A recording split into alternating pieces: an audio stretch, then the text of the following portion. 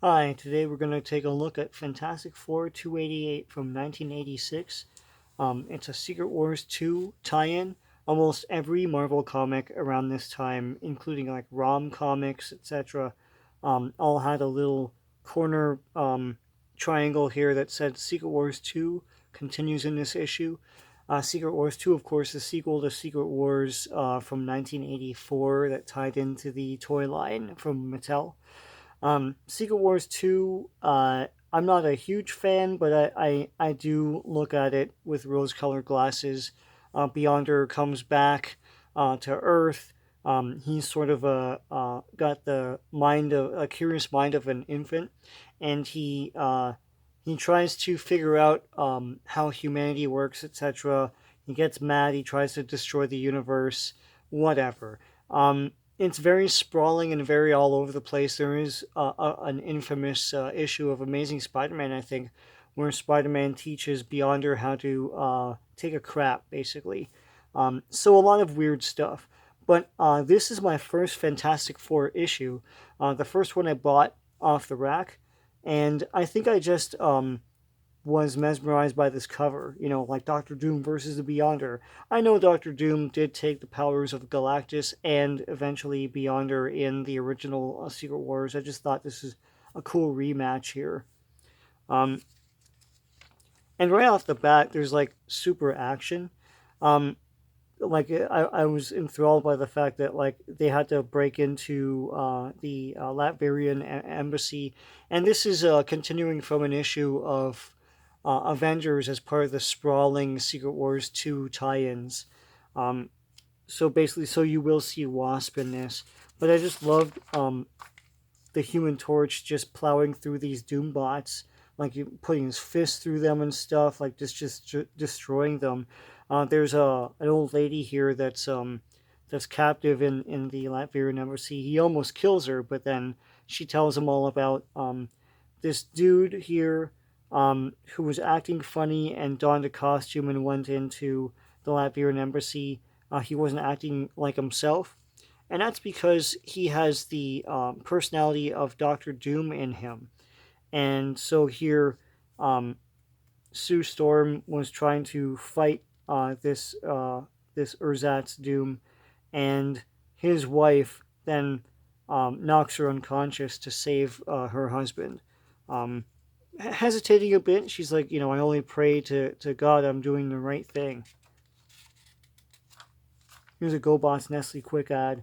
Um, yeah, I mean, GoBots were cool. You know, the Super GoBots were the best. But I don't know who even won this. Like, I don't know if anyone even won this where they got the entire collection of GoBots. And I guess that's like the '86 line because there are other waves after that. She-Hulk was part of the Fantastic Four at this time. I always liked her and her personality. She seems to be having a good time here, like destroying all these Doombots. Of course, the fabled Captain America Broadway show, the real one, not the one from the Marvel show Hawkeye.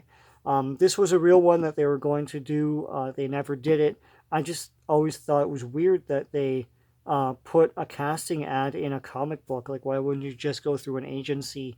If you're a girl between 10 and 14 who can sing, dance, and act up a storm, you might be just the person Cap's looking for. Um, you can read the synopsis of what this was about. It sounded interesting. They never did it, but it's just weird that they had these ads as though like this is a done deal. We're gonna do this, and by the way, we're casting in a weird comic ad. Strange. And here's Wasp right here. So I always like when Doctor Doom imprisoned people in specific like traps that pertain to them. So this is some sort of like what do you call it, plasticine or something. You can breathe in it, but it will adjust to your size, etc. So like Wasp and Reed Richards are in there. Um, Here, Sue Storm is in an energy cage, so her force fields and stuff are useless here. Um, Johnny Storm is in, he calls it inert fluid, so he can breathe the fluid, but he can't burst into flames, right? So it smothers all the it doesn't make a lot of sense. It smothers the oxygen, but he's able to breathe oxygen. I don't know. This always got me. It's so weird. Um, Basically, She-Hulk is encased in an invisible sort of like what does he call it, like a unbreakable molecular chains that you can't see, but they can cut through you.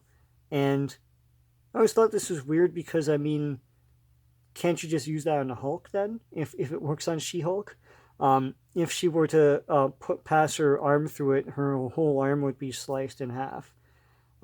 Sure, it's a comic book science, right? And here Doom takes off his helmet, and it's this lady's husband, not the real Doom, but the real Doom is occupying his consciousness. And so he threatens to kill this woman, but Reed's like, no, what are you doing? And eventually he reveals his plan that he wants to, like, this is all recap from previous adventures. Doom, they all thought he was dead. Basically, the cosmic power from Silver Surfer and I think it was Terrax, came hurtling down at him. But when that happened, he was able to transfer his consciousness to this dude, sure. And now he wants to summon the Beyonder and take his power again, like he did in Secret Wars. And this is the Beyonder I know, with the weird Jerry curl type hair and his high collars. Like, you know, he's got the 80s like, you know, shoulder pads and everything.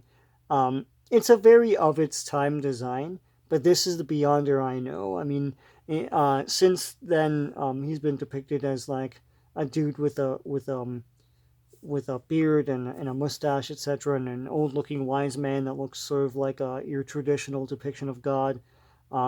This is the Beyonder I know. And if they ever do Beyonder in these movies, this is what I would want to see. They're not going to do that, though. So he tries to take his power. Beyonder doesn't recognize him. And Reed Richards tries to explain Secret Wars to him. You know, and Secret Wars in this continuity, even though this comic was released 2 years after Secret Wars, it happened only a few months ago.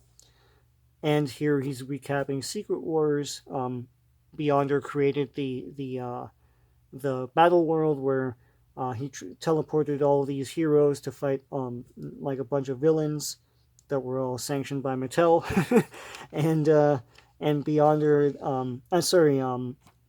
Doctor Doom took the power from Galactus and conquered the Beyonder, took all of his power, and I find this interesting because in Secret Wars it was designed basically to sell the toys, and Mattel had a bunch of demands, and one of them was they didn't like Doctor Doom the way he looked because they wanted to cash in a bit on Star Wars and make him more technologically designed, right? You know, not exactly like medieval. And so they redesigned him to look like this in the figures. So the Doctor Doom figure isn't really Doctor Doom. It looks more like this, more like an armor, like a technologically advanced armor type of look. And that's what they did in Secret Wars, that when he remakes himself as the god, Doctor Doom, he looks like this. So they could explain away the action figure. And that version of Doom turns up in Secret Wars 2. And he gets recruited by Mephisto as part of a whole alliance. I think it's called the Legion Accursed or something like that, to try and fight Beyonder. That doesn't work out very well. Here's Claw, the way I remember him as a kid, and not just as a normal man. They would never do this, I guess, in movies. And Reed Richards reveals this weird sort of like time paradox loop where I don't like this kind of thing where now they're saying that in Secret Wars, in the original Secret Wars, that's not really Doctor Doom. That's a construct that Beyonder made from the memories of all the heroes, because he couldn't find Doctor Doom at that point. And I can't remember why that is. I think he was like technically dead in the comics or something. And he has to teleport this Doctor Doom that you see to Secret Wars to close some sort of time loop or something. I don't know, but he takes the consciousness of this dude, um, restores him, and then takes the consciousness of Doctor Doom and puts him into a created Doctor Doom, like he repairs the body and teleports that Doctor Doom to Secret Wars 1. Sure, it's all timey-wimey. I guess it makes sense to them, so I guess it has to make sense. And then Beyonder leaves, and he goes to threaten a universe. I think this comic takes place between Secret Wars 2-8 and Secret Wars 2-9. 9 was the last Secret Wars 2. Secret Wars 2 was fairly annoying. There were a whole bunch of comics that had that Secret Wars 2 continues in this issue tie-in.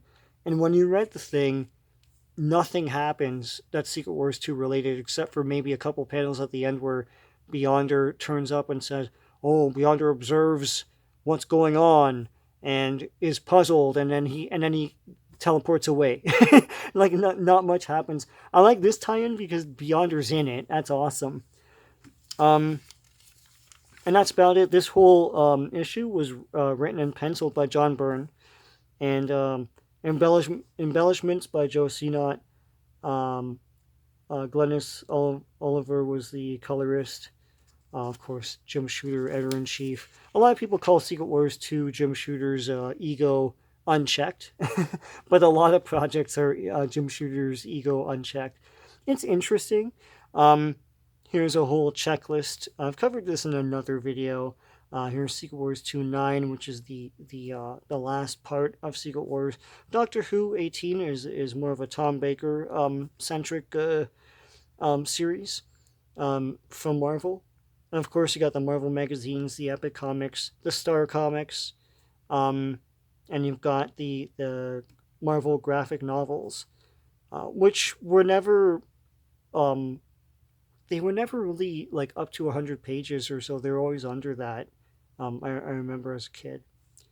And that is it for Secret Wars 2, Fantastic Four's issue, where Doctor Doom fights the Beyonder. Take care.